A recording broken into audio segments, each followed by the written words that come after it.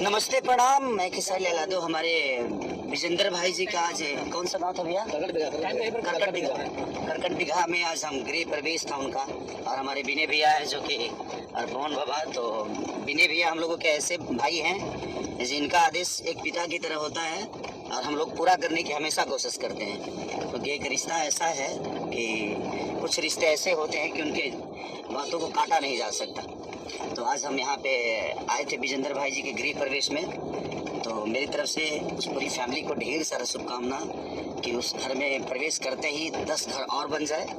नमस्कार दोस्तों, आपको बता दूं कि खेसारी लाल यादव अभी अभी लाइव आए हैं। जी हाँ दोस्तों, आपको बता दूं कि खेसारी लाल यादव जी का फ्रेंड है, उनका गृह प्रवेश था विजेंद्र जी का। जी हाँ दोस्तों, आपको बता दूं कि उन्हीं के गृह प्रवेश पे गए हुए थे। विजेंद्र जी को खेसारी लाल यादव ने ढेर सारा आशीर्वाद प्यार भी दिया। जी हाँ दोस्तों।